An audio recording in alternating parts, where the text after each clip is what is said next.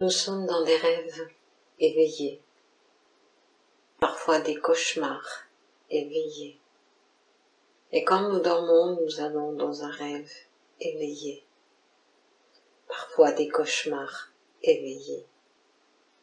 Nous mettons une barrière entre l'état d'éveil et l'état de sommeil. Nous mettons une barrière parce que nous considérons que ce sont deux états différents.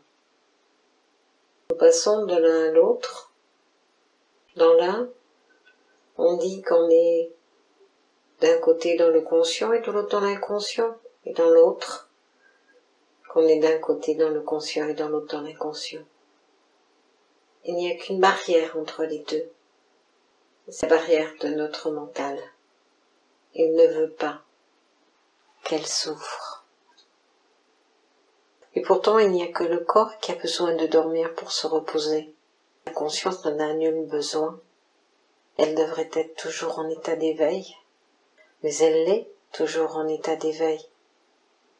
Simplement qu'au niveau du cerveau, les systèmes qui sont en état d'éveil ou de sommeil, les systèmes qui sont activés ne sont pas les mêmes, mais cela ne concerne que le corps. L'homme devrait être pleinement conscient, qu'il soit en éveil ou endormi ou en éveil, pleinement conscient de chaque seconde. D'un état à l'autre, l'homme change d'espace, de dimension, de temporalité. Il va dans l'astral, une autre dimension de sa conscience. Il se plonge dans l'illusion, une autre dimension de sa conscience. Il va dans l'espace, une autre dimension de sa conscience. Parce que pour que les choses soient, pour que l'espace existe, l'univers existe, il faut que l'homme ait conscience de son existence. S'il n'y a pas conscience, il n'y a pas existence. Exister participe à la conscience. Et la conscience détermine l'existence. Il n'y a pas d'existence quand il n'y a pas conscience. Il n'y a d'existence qu'à travers la conscience. L'univers existe parce que nous sommes conscients de l'univers, même si nous n'en voyons pas ses frontières, son espace, ses temps, sa dimension. Nous en avons conscience. L'astral existe parce que nous sommes conscients de l'astral, parce que nous savons maintenant que nos mémoires y sont stockées. La plante existe parce que nous sommes conscients de la plante. La plante est-elle consciente de nous? Que notre conscience soit collective ou individuelle, la conscience est l'élément fondamental par laquelle nous prouvons l'existence, par laquelle nous justifions l'existence. Si je n'avais pas conscience de l'air que je respire, je ne pourrais pas respirer. Je ne respirerais pas. Si je n'avais pas conscience que le corps humain ne peut pas vivre sans la respiration, sans l'air, alors le corps humain ne pourrait pas vivre.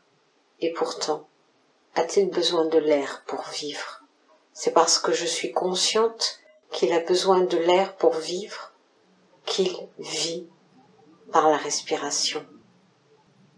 Si je ne suis pas consciente de cela, alors il doit pouvoir vivre sans la respiration.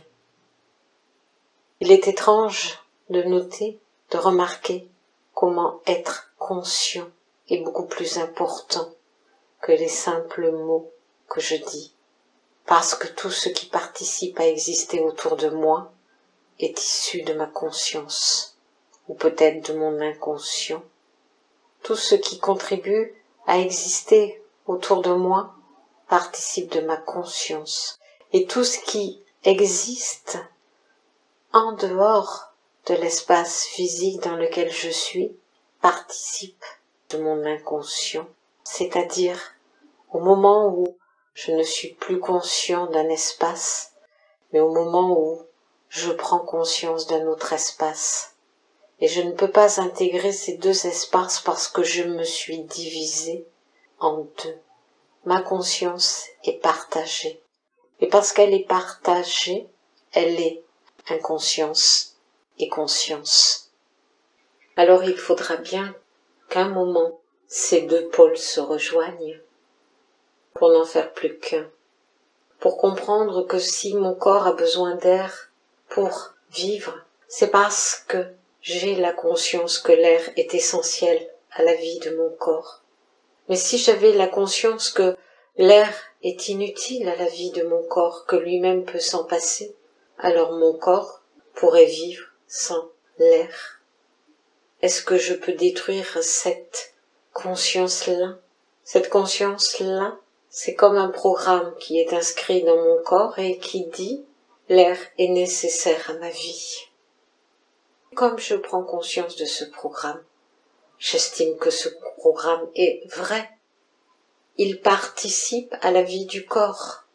Mais si ce programme n'avait jamais été là, mon corps devrait survivre sans air. Et donc, aucune conscience ne serait là pour activer ce programme qui dit que l'air est essentiel à la vie de mon corps. Mon corps est comme un grand ordinateur avec des fonctions multiples et complexes. Et cet ordinateur est constitué de cellules qui ont elles-mêmes leur propre conscience. Et ces cellules peuvent vivre, survivre, se détruire en fonction des programmes qui leur sont donnés et qui disent qu'elles doivent agir ainsi. Parce qu'elles sont dans une conscience collective et non une conscience individuelle, et qu'elles n'ont pas encore acquis la nécessité d'être dans une conscience individuelle pour pouvoir intervenir sur des programmes qui les lient les unes aux autres. Et ma conscience fait de même.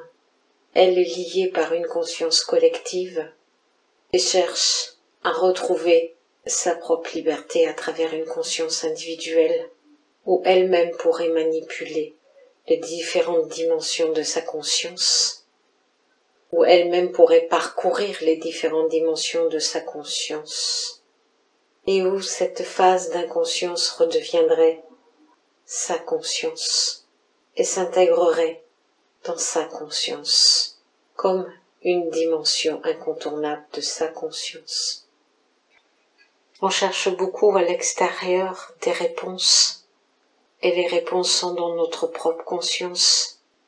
On cherche à évoluer vers une conscience supérieure, un mental supérieur, mais d'abord chercher à évoluer vers une conscience supérieure, c'est voir l'étendue de sa conscience, voir toutes les dimensions qui sont en elle, tous les temps qui sont générés en elle, toutes les phases qu'elle ne maîtrise pas, tous les espaces qui lui échappent, pour petit à petit reprendre le contrôle de ces espaces. Et un jour pouvoir dire, mon corps n'a pas besoin de l'air environnant pour vivre, parce que c'est ma conscience qui l'anime comme elle souhaite l'animer. Et ce n'est plus une conscience dérivée, collective, qui imprime des programmes de vie et qui dit que l'air est nécessaire à la survie de mon corps. Le chemin vers une conscience supérieure, c'est le chemin vers sa conscience individuelle, vers son identité, vers sa souveraineté, c'est le chemin vers soi.